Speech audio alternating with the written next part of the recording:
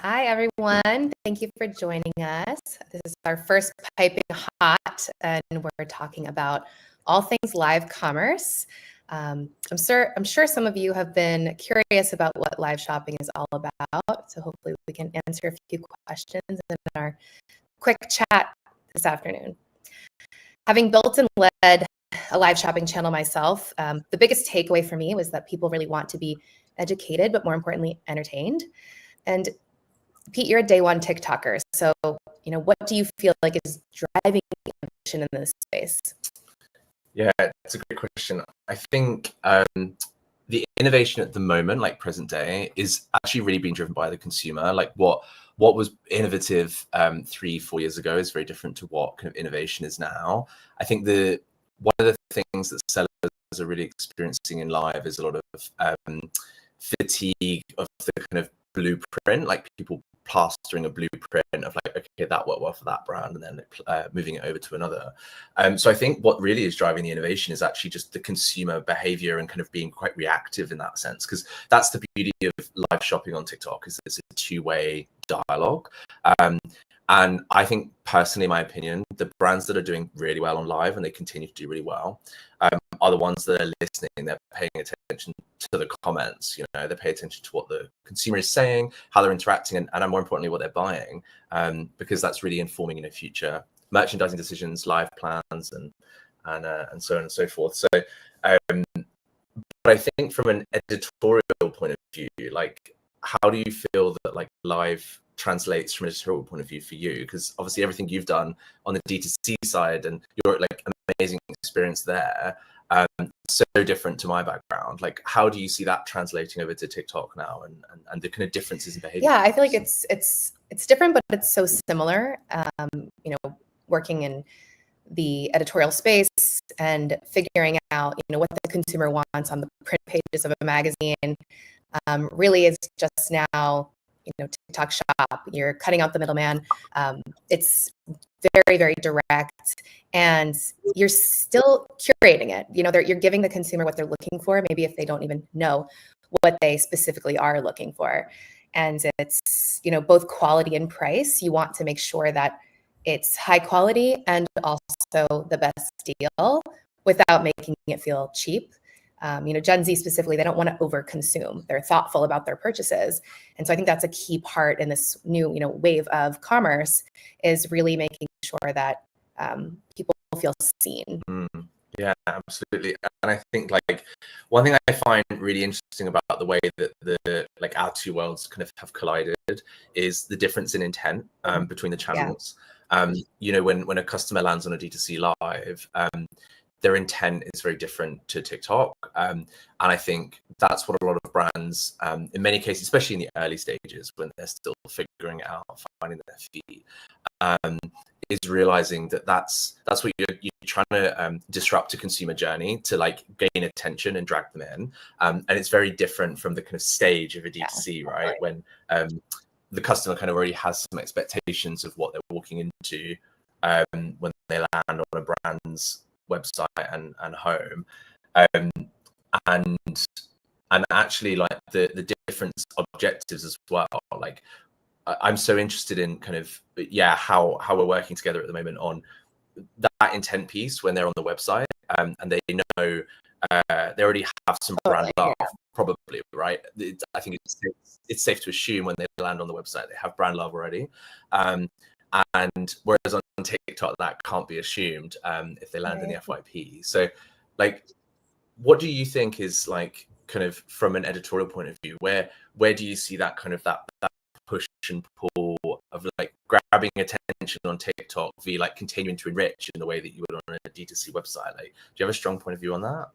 I do. I think what I love specifically about live shopping is that there's a story arc there. The episodes lead to the next one. So, in the world of content kind of coming and going, and sometimes, popping on and off the channel quickly, and you might miss it. I think that knowing that it's part of something larger, a larger storytelling, being able to, whether it's a brand or retailer, really connect with the consumer and kind of tease something that might be coming, reference something that happened previously. It feels like it's the longer format has more of an ability to get deeper on the content. You know, we're interviewing a founder. We might have a gemologist on when we're talking about jewelry, really thinking about how the consumer can chat directly with their favorite brands and experts in the space. Yeah, for sure. Yeah. I love that I think that's my favorite part of live is actually that like two-way conversation and being able to like in real time Totally. you know, speak to the consumer and actually learn. And that's like what's so interesting about the conversion journey in a live as well. And this is, I think this transcends both channels. The ability to kind of go completely full funnel in that moment. You know, that you can drive, for example, even if you are on a retailer's website and you may already have love for that retailer, during that live, you may discover a new product. You know, the intent grows and you convert all in the same space. And the same is on TikTok. Like, I suppose what's going to be really interesting is how brands navigate going live on their own website and live on a platform like TikTok. And do the two journeys look the same? I guess that we're going to have to start figuring that out. Like, does the story arc, to your point, do they look the same? Do they feel the same? Yeah, no, that's a good question. I think that they're similar, but they need to really resonate with the consumer of the platform. So, you know, for example, we know classically Gen Z has a younger consumer. Someone may be going to a retailer's website and clicking on a module that pops up, you know, might be of an older demographic, and kind of looking at the analytics, understanding who's using what and how we can slightly personalize it, I think, so that the journey feels authentic. But the branding needs to be cohesive across the board. So it is, you know, a very specific niche that I love to dive into from the branding perspective, thinking about the creative production. It really is so crucial in making sure that it feels real. And I like how we could, you know, really collaborate in this space, because I'm from more of the production side. You obviously give, you know, a full funnel approach from, you know, the strategy and the discovery and figuring out how brands can really activate in this world. And I think, you know, those two coming together, I think, make for some pretty exciting future projects. For sure. I think like I'm really excited the collaboration that we're working on at the moment, and just how we're like our skills just complement so well. Like from like creative, editorial, like that story arc piece. Because it's so important, and it's often so missed in the kind of scrappiness of TikTok. And you know, and I'm normally creating a lot of that scrappiness because we're very conversion focused, you know, in terms of what we do and where we work with the client. Like, we're very bottom of funnel. Like, we're trying to drive the sales and drive the revenue, and sometimes that scrappiness can kind of lose that story arc, and it's such a shame, because actually it's a beautiful part of the right one. And like what are you most excited about right now from a live point of view for maybe like the next 12 months? Is there anything you're really excited about? I think, yeah, I mean, like we were chatting earlier today, I think the fact that TikTok's expanding and, you know, Amazon Haul is launching in different regions. I mean, there's so much that's happening so quickly, you know, day by day, there's a lot of newness. It's the Wild West of commerce. And I think, you know, it's exciting because brands, when they get into it, they really do need to jump in full force.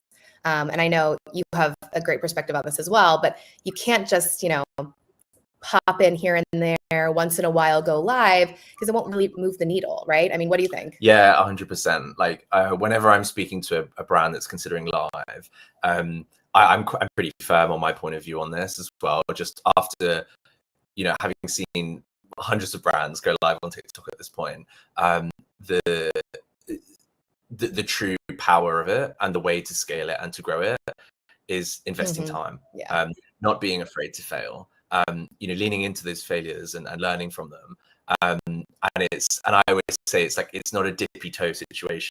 Like, this is not like, oh, we're gonna go live once, see how it goes. Like, no, like maybe go live once, lean in. Yeah. So it's so exciting. And definitely want to keep you all updated on what we're into, what we're doing in our space. So stay tuned for some exciting updates. Yeah. Thanks so much, Corey. It's been great. Thank you.